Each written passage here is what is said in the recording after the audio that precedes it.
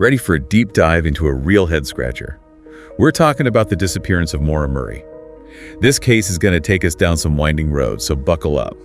You know, it's funny, on the surface it seems like a pretty straightforward missing person case, but once you dig in, there are so many twists and turns, it's almost unbelievable. So who is Maura Murray? Give us the rundown. So Maura Murray, she was a 21-year-old nursing student at UMass Amherst, and on February 9th, 2004, she just vanishes. Gone. 2004, that's wow, over 20 years ago now, Yeah. and we still don't know what happened. Nope, not for lack of trying though. The case has been investigated, analyzed, you name it, but still more questions than answers, which is why it's so ripe for a deep dive, right? Right, okay, so set the scene for us. It all starts on a cold February night. Maura's driving on Route 112 in New Hampshire. What happens next? Okay, so picture this. It's around 7:30 p.m., getting dark, and her car, a Saturn sedan, crashes. Crashes, like a bad accident. It was a fender bender, really. Ran into a tree off this desolate stretch of road. But here's the thing, the car, totally drivable. And according to someone who saw her right after, Maura was totally fine. No injuries. Okay, so not a horrific accident, but she was alone, out there in the middle of nowhere. It's already setting off my alarm bells. And it should, because it's what happens after the crash that makes this case so baffling. Right, so what does happen after the crash? So a neighbor who lived nearby, he sees Maura standing by her car just minutes after it happened. Being a good Samaritan, he offers to help her out. Okay, seems normal enough so far. Right. But get this, Maura, she tells him thanks, but no thanks. Says she's already called a tow truck. Wait a minute, hold on. That's where things start to get a little fishy, right? You got it, because Yeah. guess what? No tow truck call was ever made. No way. So she was lying. But why? That's the million-dollar question, right? And it gets even weirder. When the police arrive, and we're talking only 10 minutes after that neighbor saw her, Maura's gone. Gone. Like gone. Vanished. No trace. And here's another thing. No signs of a struggle. Her belongings, even her cell phone, were still in the car. Okay, so let me get this straight. Young woman crashes her car, seems fine, tells a witness help is coming, but then completely disappears before the police get there, all while leaving her stuff behind. This is wild. And that's just the tip of the iceberg. I bet. This is already giving me chills, and we haven't even gotten into any of the theories yet. This is why we love a good deep dive, right? Unraveling these mysteries. Exactly. And this case, it's got theories for days. Was she running from something? Did she just want to disappear? Was there something more sinister at play? We're diving into all of it. I'm hooked already. Yeah. So let's get into those theories. You mentioned Maura might have been trying to escape something or someone. What makes people think that? So trying to escape something or someone. Where does that theory come from? Well, apparently Maura was going through kind of a rough patch before she vanished. Like what? Just a few days before, she'd gotten into another car accident, a minor one. And there were whispers of some personal stuff going on too. Nothing major, but, you know, life stuff. Ah, okay, so maybe this crash was like the last straw. Yeah. And she just snapped, decided to bolt. Some folks think so, that maybe she just couldn't handle it anymore, and that crash on Route 112, that was her breaking point. And then she just takes off into the night, Yeah. hoping to outrun her problems. Yeah. Sad, but it's happened before, right? Yeah, sadly, it's not unheard of. But then there's the whole planned disappearance angle we touched on. Remember those hotel bookings? Oh, right. You mentioned she'd been looking into trips online. Yeah, so apparently Maura had been researching places up in the White Mountains, which, if you're not familiar, that's not too far from where she disappeared. Interesting. So she was looking at places within driving distance. Definitely seems like more than a coincidence at this point. Right, and get this, it gets even more specific. She'd actually booked a couple of hotel rooms. Whoa. Okay, that definitely points to premeditation, right? Like, she was thinking about leaving, at least for a little while. Exactly. It paints a very different picture than the whole running scared scenario. But this is also where things get really complicated, because if she was planning this whole new life, why leave so much stuff behind? Her belongings, her car.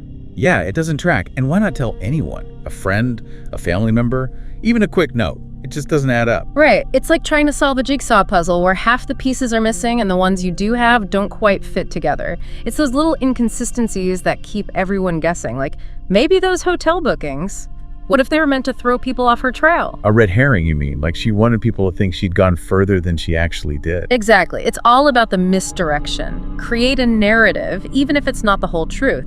But then we have to talk about the elephant in the room, the possibility that none of this was by choice. What if something much darker happened that night on that isolated road? Foul play. I mean, it's terrifying to think about, but given the circumstances, how could we not consider it? You're right. It's the not knowing that really gets to you. And unfortunately, there's not much to go on. No witnesses, no obvious crime scene. No forced entry into the car, nothing like that. Oh, nothing like that. Yeah. And that's what makes this case so hard to crack. Is it possible Maura ran into someone with bad intentions out there in the middle of nowhere? Absolutely. But is there any hard evidence to support that? Sadly, no. So we're left with a puzzle with a lot of missing pieces and no clear picture of what really happened to Maura that night. It's true crime ambiguity at its finest, unfortunately. But that doesn't mean we can't examine the evidence and see what, if anything, it tells us. Exactly. Speaking of evidence, I have to ask about the internet's role in all of this. I mean, this case happened right when online forums were really blowing up. Oh, yeah. In this case, it blew up online. Did it ever? I feel like we can't talk about Maura Murray without talking about the online communities dedicated to finding out what happened to her. For sure. This case became like a breeding ground for armchair detectives. You've got these folks, some of them really know their stuff, poring over every single detail. Witness testimonies, police reports, timelines, you name it. It's impressive, really. Like a digital age manhunt, almost.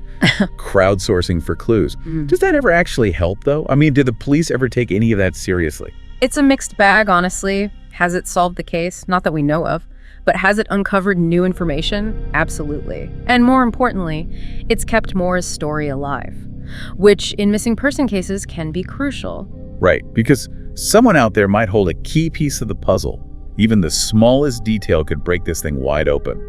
But all that online chatter, it can't all be helpful, right? Must be a lot of noise to sift through as well. Oh, tons. And that's the downside. Good intentions, sure, but things can spiral quickly online. Wild theories, speculation, finger-pointing.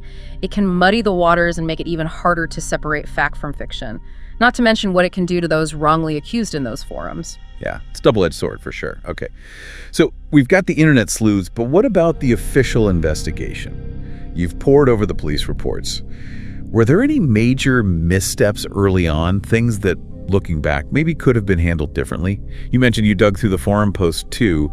Did those early discussions mention anything about how the cops were handling things? Yeah, and you know, it's like you said earlier, we can't help but try to put the pieces together ourselves, right? It's true. It's like our brains crave that closure, that resolution.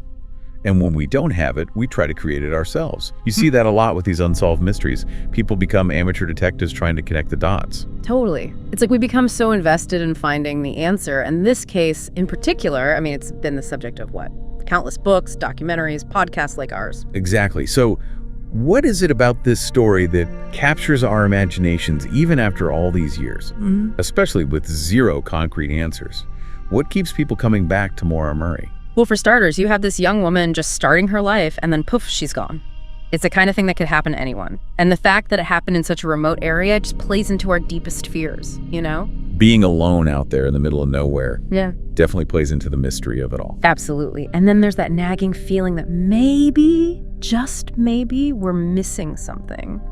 Like the answer is right there in front of us. If we could just shift our perspective a little. It's that what if factor that keeps us hooked, right?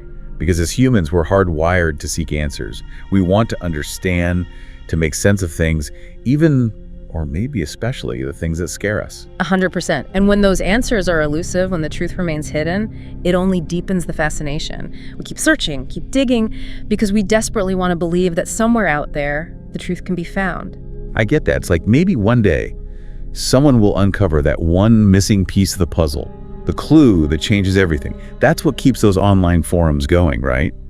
The hope that someone, somewhere, will see something they hadn't noticed before. Exactly. It's like a collective effort to right a wrong, even if it's just by bringing some kind of closure to Maura's story. It speaks to the power of storytelling, too.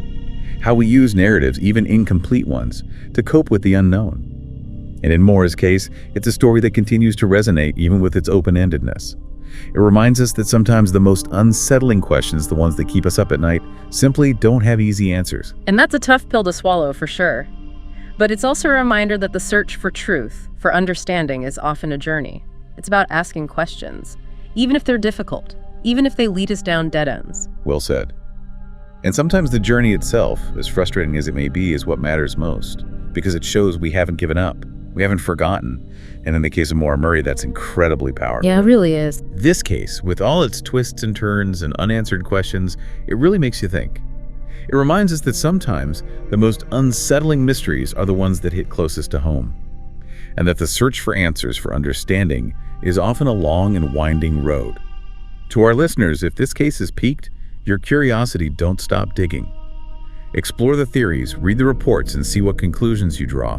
Maybe you'll be the one to spot something everyone else has missed. Maybe. And that's what makes this case and this whole deep dive so fascinating. The possibility, however slim, that the truth is still out there, waiting to be uncovered. That's the perfect note to end on. Until next time, keep exploring, keep questioning, and never stop searching for answers.